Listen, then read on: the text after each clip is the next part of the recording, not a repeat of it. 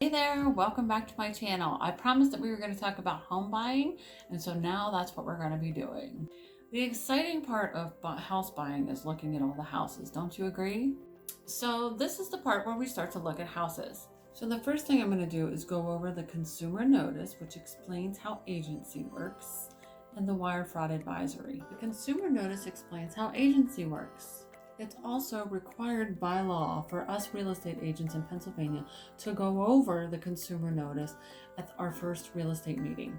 The consumer notice is not a contract, it says it right on the top. So the wire fraud advisory is something that is required by my brokerage actually to make sure that we warn people of wire fraud.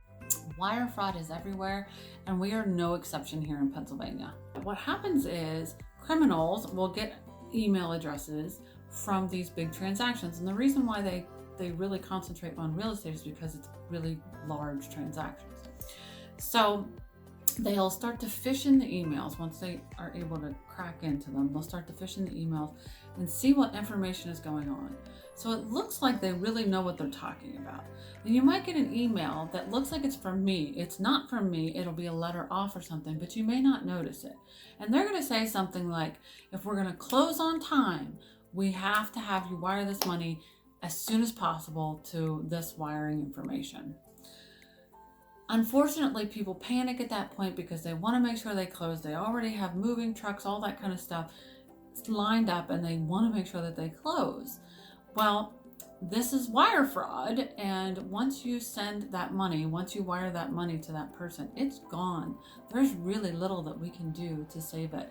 So I go over that and the consumer notice. So I want you to think, whenever you see or hear of wire fraud or wiring money, you think, Amanda said don't do it. You may have to do it, and we can get it all figured out, don't worry.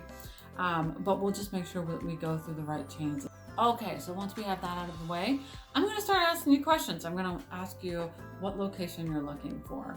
How many bedrooms, how many baths? Are you looking for a fenced-in yard? Are you looking for garage stalls? I'm going to ask you all this information. I'm going to say, like, what is most important to you when you're buying a house? What's the one thing you can't live without? Or what's the couple things you can't live without?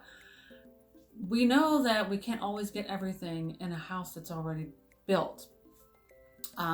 So we might have to figure out what's more important than other things.